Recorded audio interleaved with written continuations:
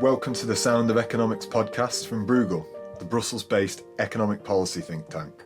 I'm Sean Gibson, and joining me for this episode is Bruegel Senior Fellow André Sapir.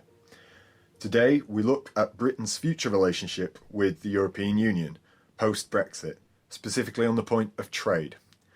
André, there's ongoing debate around the UK's future position with respect to the European single market and the customs union.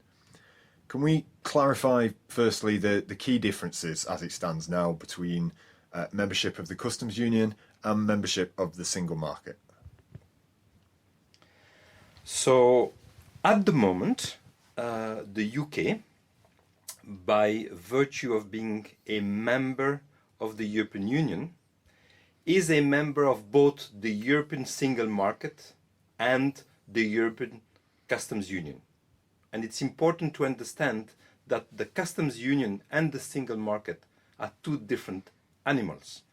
Being a member of the customs union means that basically there are no customs duties, there are no tariffs in trade between the UK and the rest of the EU. Being a member of the single market means that in addition, there are also no regulatory differences between the UK and the EU, and it means that products can freely travel between the UK and the EU, not only in terms of not paying any customs duty, but also not having any paperwork to show that indeed they're in conformity with each other's regulation. Now, the EU has arrangements with many third countries, and one arrangement that has been discussed is the famous Norway arrangement. Now, bear in mind that Norway and the EU have an arrangement where we are all together in the same single market. Norway belongs to the European single market. It's not a member of the EU, but it belongs to the European single market. However, it does not belong to the EU customs union. So there is a border, there are customs duties between Norway and the EU, but there's no sort of paperwork as far as the regulation is concerned.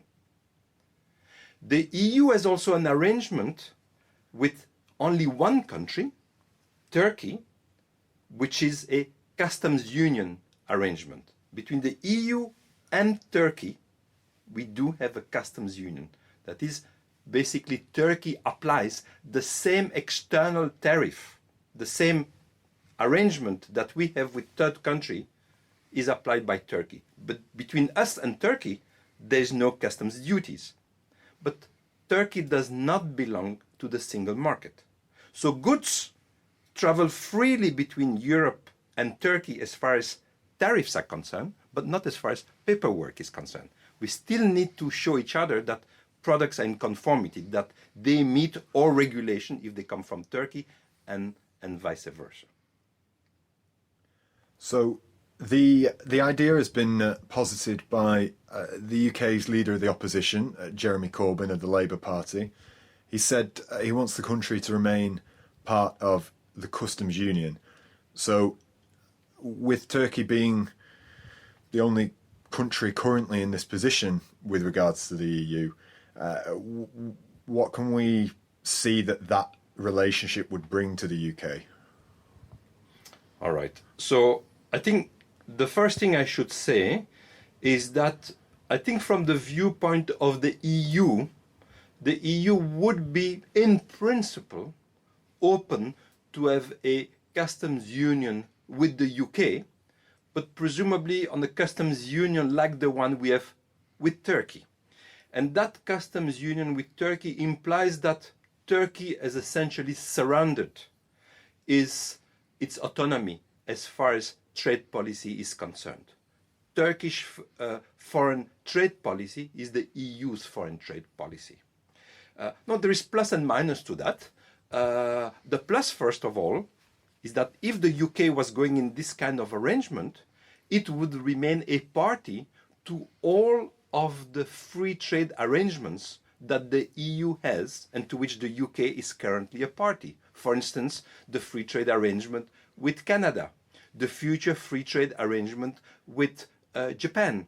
the free trade arrangement with Korea, the free trade arrangement with South Africa, the free trade arrangement with Chile, the free trade arrangement with Mexico. All of those arrangements, the UK would keep them. Okay, that's a great advantage. The disadvantage for the UK to go into the customs union arrangement is that it would not be able to negotiate on its own an arrangement with, let's say, the US or with China. It would basically have to wait for the EU to enter into a free trade arrangement with the US or with China before it would be able to do so. So it would lose its autonomy, but there would be a plus to losing the autonomy is keeping all the arrangements that there are at the moment. But bear in mind the fact that once the UK would be in the customs union, if it was not also in the single market, a border would remain between the UK and the EU. That border would not imply paying customs duties. So at the border, goods coming at the border would not have to pay the tariff, because there would be no tariff between us since we have the same external tariff.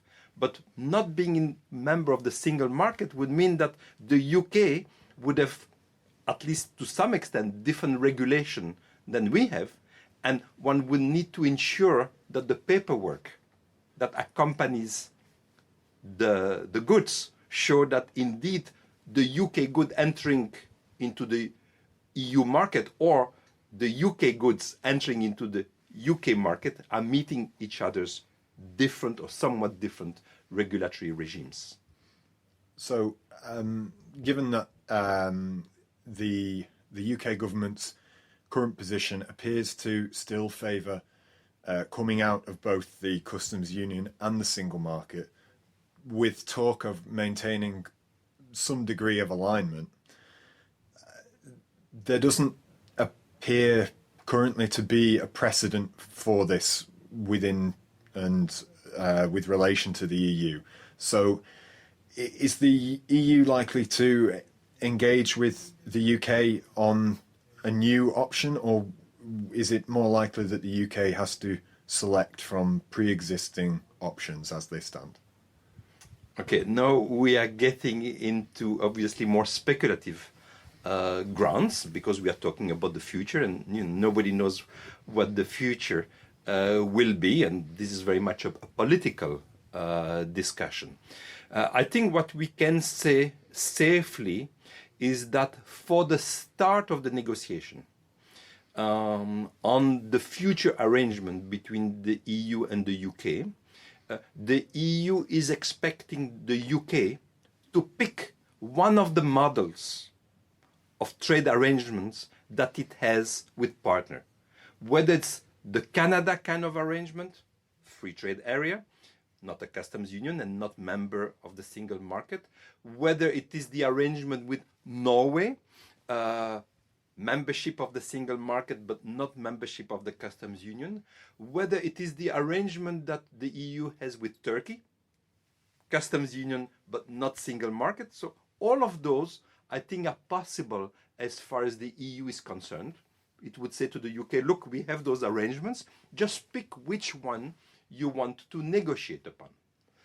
At the same time, I would have thought that there is a negotiation. And the negotiation cannot be that the end point of the negotiation is the starting point of the negotiation. So I would have thought that if, let us say, the UK said that, okay, of the various arrangements that the EU has, the one that we are choosing for the start of the negotiation, and which the EU would agree upon, obviously, is, let's say, Canada. Well, then I think indeed the EU and the UK would negotiate for a free trade agreement. So neither membership of the customs union nor membership of the single market. But does it mean that at the end of the negotiation, the agreement would be identical to the agreement that the EU has with Canada at the moment? I would say not necessarily. There may be indeed, as people have discussed, some pluses. Whether there would be 1 plus, 2 pluses, 3 pluses, hard to say. And that, I think, will be an issue of political context. But it will also be a question of what the two parties are willing to put in the balance, in addition to what there is now between the EU and Canada. Canada is a faraway country. The UK is a very near neighbor. So there will be other kind of issues that will come in the discussion, like, for instance, labor mobility, like, for instance, contribution to the EU budget. There's no labor mobility arrangement between the EU and Canada. There is no contribution of Canada to the EU budget. There's no discussion about the European Court of Justice having any kind of arrangement with the UK. Well, would the UK be willing to entertain the idea of some element of Court of Justice jurisprudence, of some contribution to the EU budget, of some mobility of labor in exchange for some pluses in the EU-Canada? Well, history will tell us. Well, thank you very much, André. That's very enlightening. I think that brings us to the end of this episode of the podcast. We've been very glad to have you all with us for this episode of The Sound of Economics. If you log on to our website at www.bruegel.org, you'll find plenty more of Bruegel's work, including blogs and papers written by our scholars, and indeed many past episodes of this podcast. I hope you'll join us again soon for The Sound of Economics. Until next time, bye-bye.